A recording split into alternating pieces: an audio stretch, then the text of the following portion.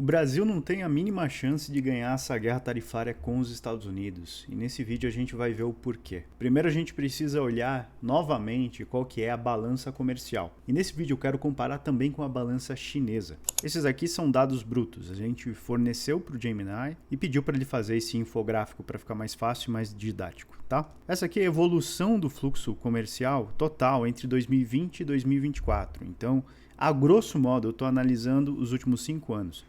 Você vê que é nítido que a balança comercial entre Brasil e Estados Unidos aqui decai um pouco a partir já de 2022. E com a China, você vê que é esse nível aqui de cima, ela decai somente a partir de 2023, muito por fatores do comércio internacional em si mesmos, tá? E aqui você tem um comparativo entre as duas. Aqui você já tem uma análise do saldo dessa balança. Você vê que o nosso saldo com a China em 2024 é 50 bi positivo, tá? Enquanto que com os Estados Unidos é mais ou menos de menos 0,7. Aqui provavelmente esse dado não está sendo exibido de maneira correta. É mais ou menos 0,7 bi. Você pode ver aqui que as nossas exportações do Brasil para a China são basicamente soja, minério de ferro, petróleo, carne bovina, celulose, commodities no geral. E as exportações do Brasil para os Estados Unidos já são de semi-manufaturados, como ferro, aço, também alumínio, tá? Petróleo bruto também, assim como é exportado para a China. Aeronaves e peças, aqui entra muito o papel da Embraer.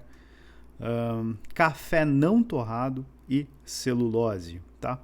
Também entra muita commodity, mas com o diferencial aqui de produtos semi-acabados e semi-manufaturados e também de aeronaves. Importações, China, Brasil. Equipamentos de telecomunicações, válvulas e tubos, compostos orgânicos e inorgânicos, máquinas e aparelhos elétricos. Enquanto dos Estados Unidos ao Brasil, óleos e combustíveis, motores e turbinas para abreviação. Aqui entra novamente a Embraer, que importa e novamente exporta os motores Pratt & Whitney, produtos farmacêuticos, e isso daqui é uma indústria muito importante, instrumentos e aparelhos no geral. Você vê que aqui óleos e combustíveis vai dar quase 25%, tá? E aqui volto com a análise do saldo da balança comercial, tá? Esse número aqui de fato ele tá certo. Aqui em 2024 o saldo foi de menos 7 bilhões, ou seja, o Brasil importou 7 bilhões a mais do que exportou para os Estados Unidos, correto? Esse infográfico tá lá no Ripples Hub para todo mundo que queira conferir, tá? Só que a gente precisa analisar também que em 2020 nossas exportações para a China foram de 67,80 bi, crescendo muito ali em 2023 com 104,30 bi. Em 2024 foram de 116 bilhões, mais ou menos, 116,09. Já as importações foram de 72,08 bi, tá? Com os Estados Unidos, como falado no último vídeo, começa lá em 2020 com 21,47 bi, crescendo também ali em 2022 em 37,44 bi, passando para 2024 para 40,37 bi.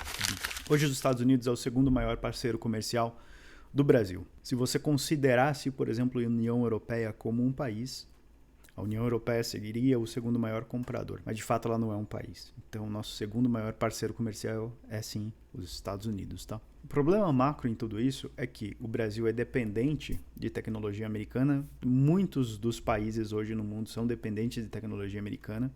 O Brasil não tem uma indústria nativa. Praticamente toda a infraestrutura de software do Brasil também é americana. As nossas maiores empresas querem exportar para os Estados Unidos, tirando, obviamente, agrobusiness no geral, commodities. E as nossas maiores mentes querem trabalhar para os Estados Unidos. O cenário atual é uma formiga querendo brigar com um elefante. Economicamente, o Brasil ele não é relevante no mundo inteiro, mas politicamente ele é relevante para os Estados Unidos nesse momento. O secretário-geral da OTAN já falou que muito provavelmente os Estados Unidos aumentem essas tarifas de 50% para 100%.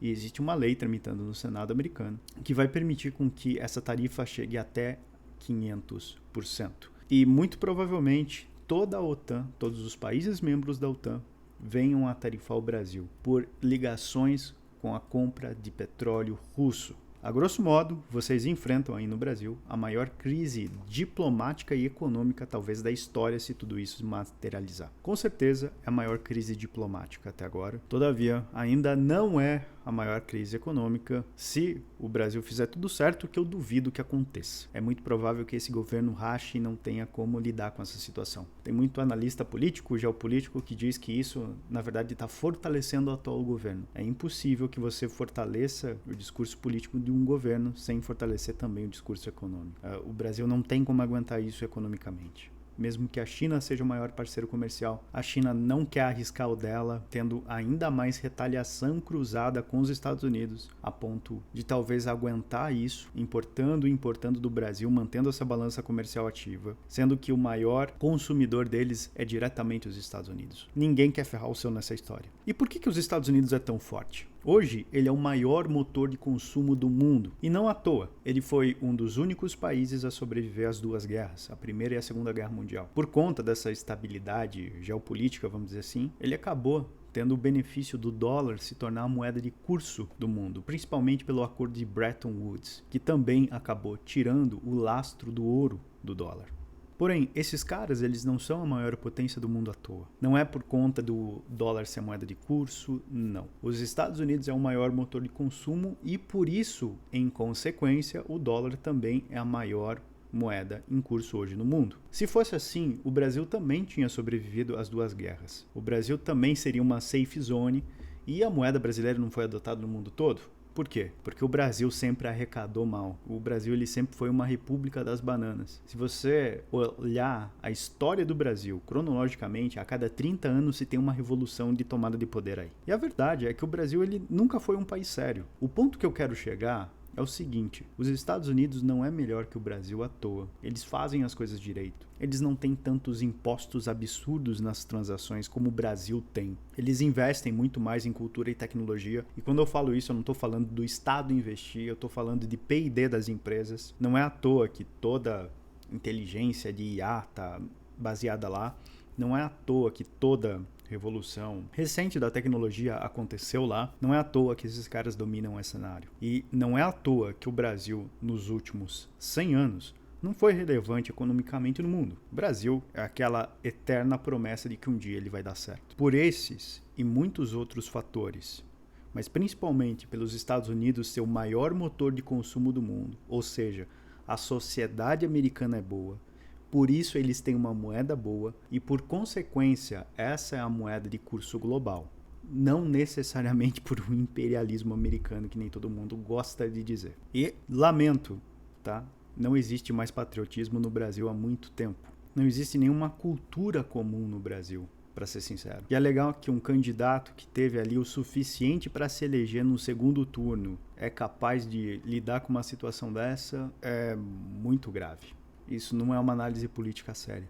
Resumo da ópera: se o governo não tem como lidar com isso, provavelmente eles venham a negociar alguma coisa, não diretamente, mas sim indiretamente com alguém ali do Congresso indo para os Estados Unidos e resolvendo essa questão. É muito cedo para falar uma coisa dessa, mas o governo em si mesmo não tem o que fazer. Quando eu digo governo, eu digo executivo. Ele não tem absolutamente a mínima capacidade para lidar com essa questão. Quem pode resolver alguma coisa é a Câmara e o Senado, e ainda num acordo com quem o governo americano aceita falar de fato. A situação não é boa para o Brasil, provavelmente isso escale cada vez mais, mas não é nunca um motivo para que você se preocupe e ache que é o fim do mundo. As coisas simplesmente são.